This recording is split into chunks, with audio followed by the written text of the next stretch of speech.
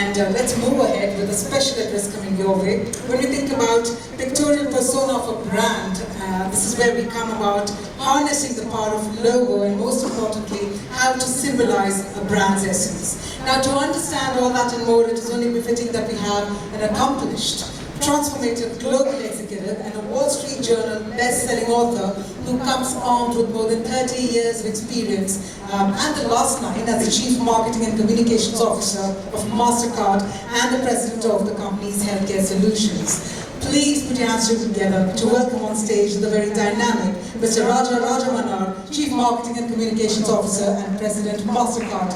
I'm going to invite him on. Please come on stage. Thank you so much, everyone.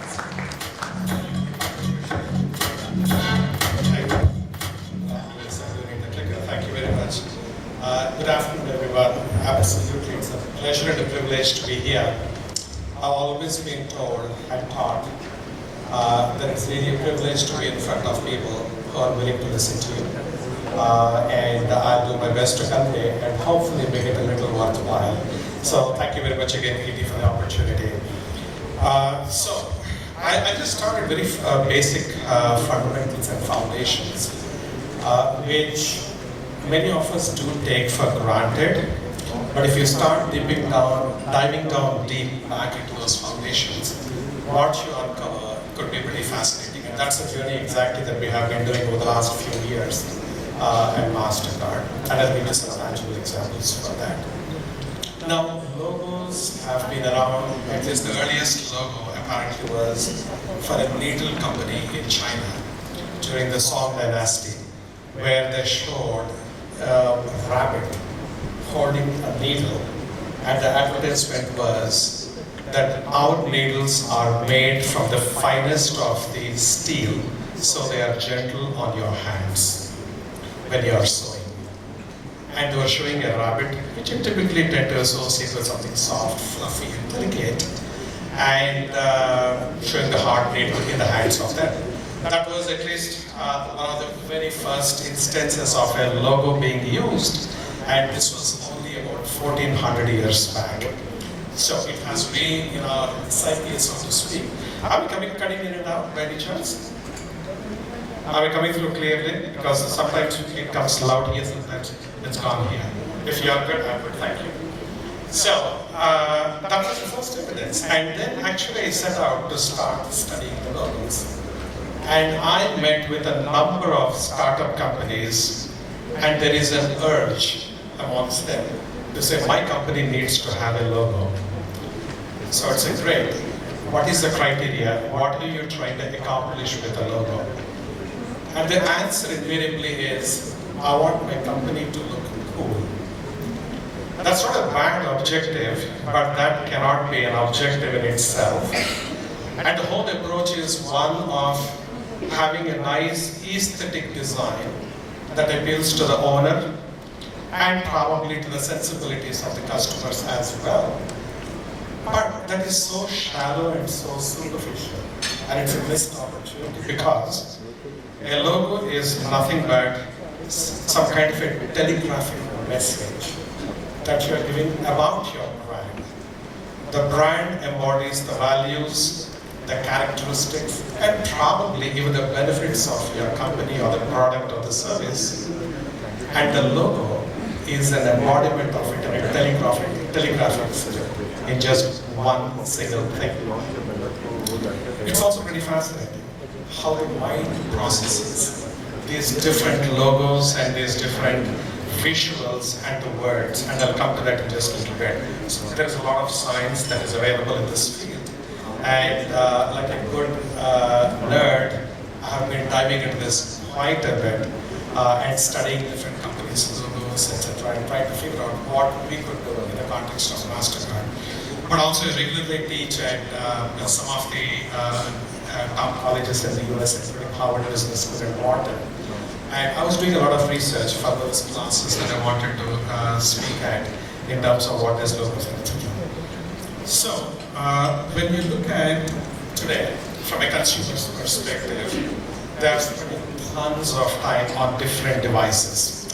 The more fragmented the devices become, the more fragmented is the consumer's attention, and the clutter is increasingly increasing. The question is, how do you cut through the clutter? There is an estimate at this point in time, from country to country it differs, but it's supposed to be anywhere between 3,000 and 10,000 commercial messages that a customer is expected or is exposed to on a daily basis. Just imagine 3,000 to 10,000 vying for the customer's attention, and the customers have learned the art of tuning out completely. Very few of these ads even get noticed. It's just like a wallpaper. Most of us know there is a wallpaper, but we don't know. If you ask somebody, tell me what is on the wall, you have seen it, but you have not registered it, which is exactly what is happening in the world of commercial communication. And some of the statistics are fantastic and they're very relevant.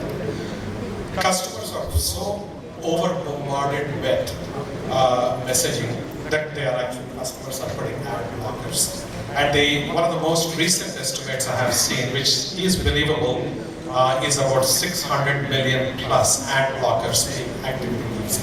Which means as marketers, we do not have the opportunity to connect with them on those devices that have installed the ad blockers. That's number one. Number two, the span of attention of human beings is coming down pretty dramatically, and now it is less than that of a goldfish. Goldfish has 8 seconds, and we are just at the goldfish's span of attention, which is really crazy. So, narrow window of attention, explosion of messages, combined with ad blockers. It's no wonder that ads don't make the cut through. And what we are trying to do is to connect with the consumers, communicate something, or reinforce the trust or the characteristics that we want to reinforce, and to be able to influence the consumer's choice in favor of your brand versus somebody else's brand. And the logo of your brand can play a profound role, though it might not say a single word. Every time the consumer looks at the logo and registers it, it reinforces the past messages that you have given or the past perceptions of your brand in the consumer's minds. It's very fascinating.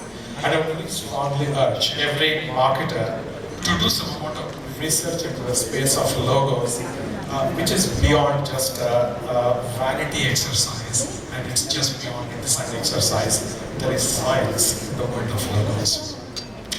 Now, talking of senses as opposed to science, typically most of the people are blessed with 5 senses, right? The sense of sight, sound, taste, touch, and smell.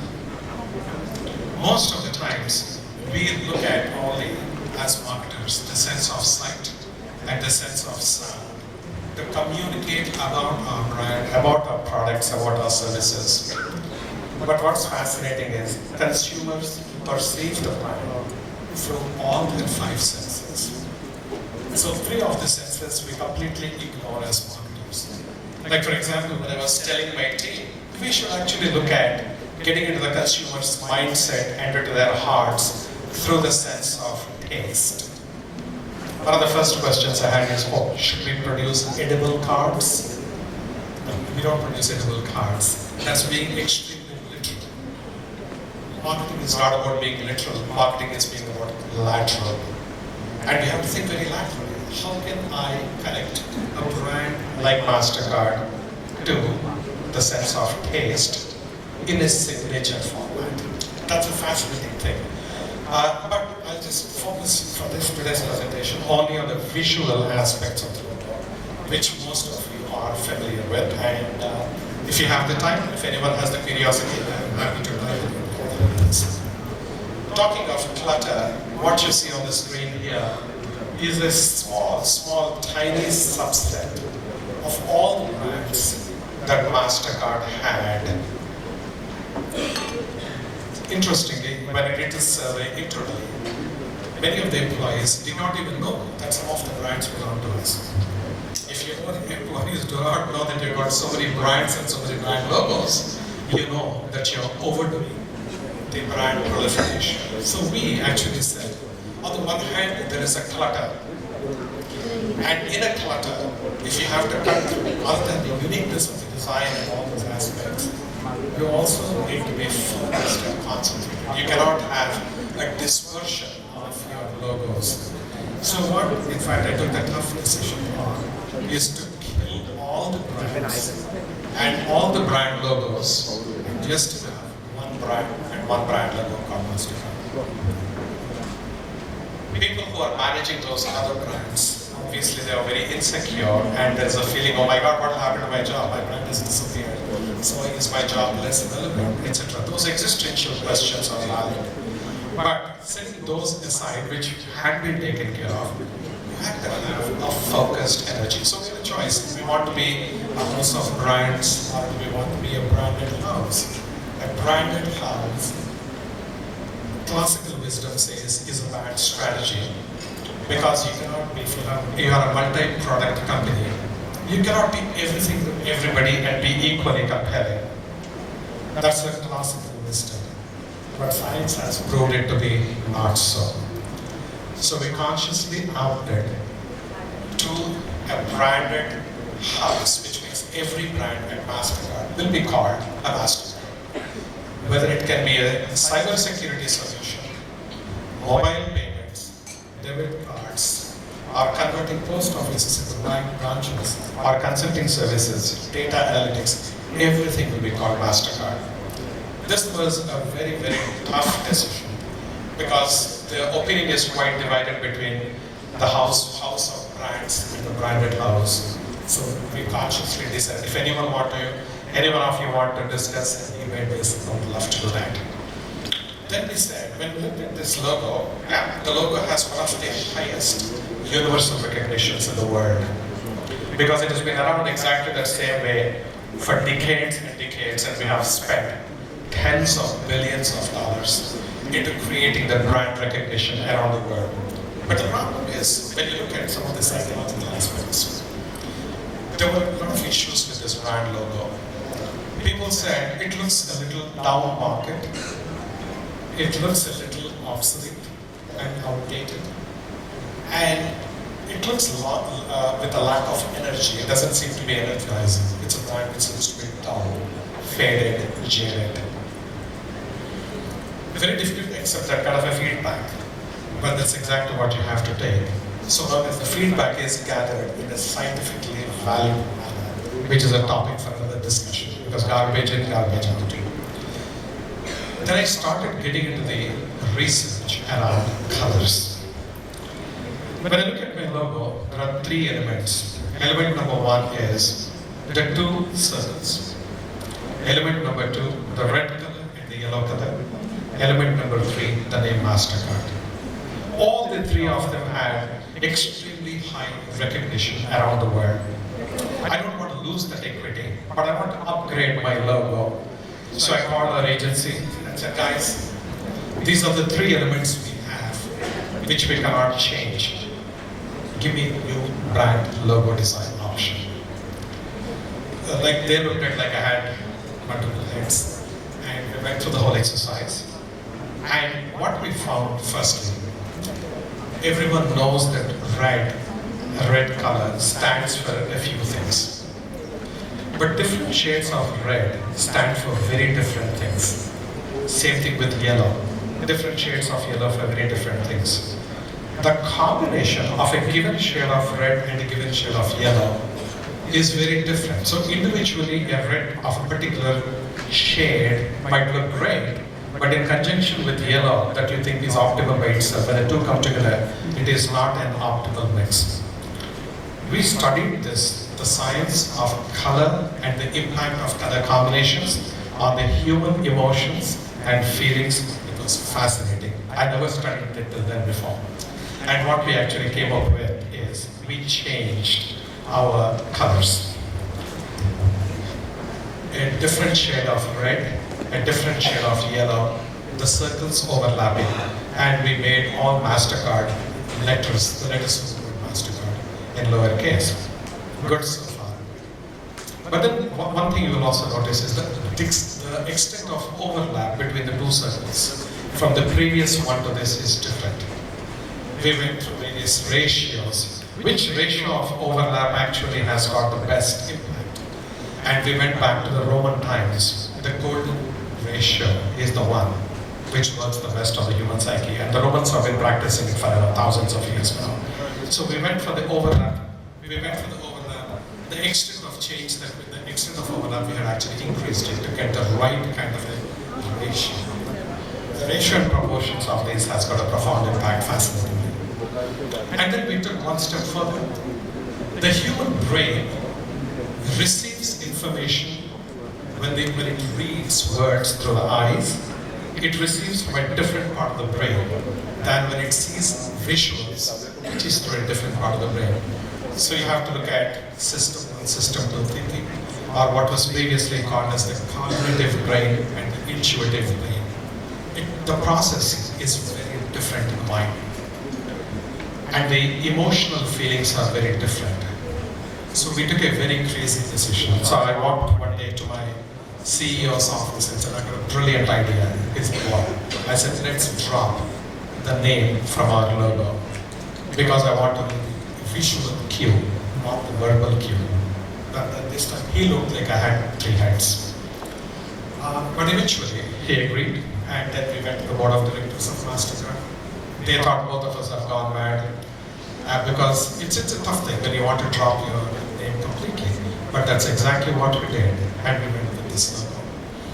And this is now recognized universally by 84% of all edits. Recognize this as Mastercard, even without the name Mastercard, which is fantastic. And another interesting thing is, people say this is much more youthful, it's much more aspirational, it's much more contemporary and modern, and they like it. Also, the dropping of the word Mastercard has enabled me to avoid the translation costs of whatever material we're producing around the world. I don't have to figure out which is the best translation. And other most important functionality that we have found, in addition to the emotional benefits, is when you look at small devices like your watches with which you are paying, the amount of real estate available for each brand is extremely small, which is divided amongst all the payment networks. To begin with, most of the payment networks that I know of are blue in color. We stand out a little different because we are red and yellow, a complete different color family. But more important than that is, each network is allotted some space, typically on your checkout screen. When I take the name away, I'm able to expand the size of the circles to fill the space that is allotted to me. That gives me an incremental 16 to 19% size or perception of size compared to what it is with the visual, with the word Mastercard, which nobody can read anyway because it is so small. So when we did that, it was fantastic for us, and this was actually, felt very honored that this was, it had won so many awards. It's always nice to be recognized by your peers, and we got the award of being the best rebranding done for this decade. And I will just play, okay, the other thing is, there is something about the visual system, not just the logo, but the entire, anything that you're communicating to have some kind of a visual system that's sort of, it triggers a memory or a thought of your logo. That's what we have been trying to do, and it has got something like a significant amount of positive force multiplication for your brand recognition. And I don't, do we have time for a quick video, or if we are running over, I can just cut it short and then move on. We are okay, out of time, no problem. So, what I want to say is, this is what we have done in terms of our own brand logo journey.